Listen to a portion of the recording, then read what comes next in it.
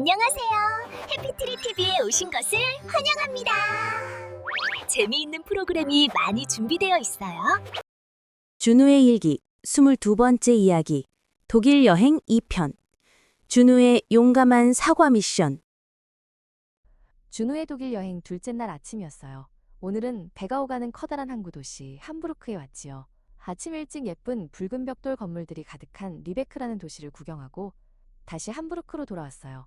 준우와 엄마는 시장 근처 커피숍 야외 테이블에 앉아 따뜻한 코코아를 마셨습니다. 와, 여기 시장 냄새가 난다. 준우가 킁킁거리며 말했어요.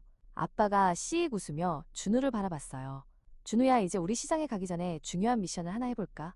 아빠는 마치 비밀 작전을 말하듯 목소리를 낮췄어요. 아빠가 테이블 위에 놓인 사과 하나를 가리켰어요. 이거 말고 시장에서 제일 빨갛고 싱싱한 사과 하나를 사오는 거야.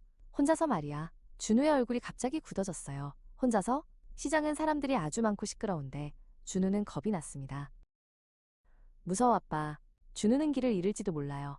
아빠랑 엄마가 같이 가면 안 돼요? 준우는 겨우 목소리를 냈어요. 엄마가 준우의 머리를 쓰다듬으며 따뜻하게 말했어요. 괜찮아, 준우야. 시장은 저기 코너만 돌면 바로 보여. 아주 잠깐 혼자 갔다 오는 거야. 아빠가 준우에게 작은 지갑을 쥐어주었어요. 용기 내는 건 엄청 멋진 일이야, 준우. 만약 힘들면 언제든 돌아와도 괜찮아. 하지만 한번 해보는 거야. 준우는 꿀꺽침을 삼키고 천천히 자리에서 일어났어요. 이제 정말 혼자 가는 거예요.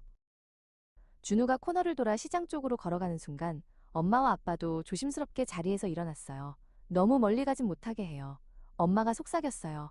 아빠는 고개를 끄덕이며 준우가 보이지 않게 건물 뒤에 숨어 살금살금 뒤따랐습니다. 시장 입구에 도착한 준우는 잠시 멈춰섰어요.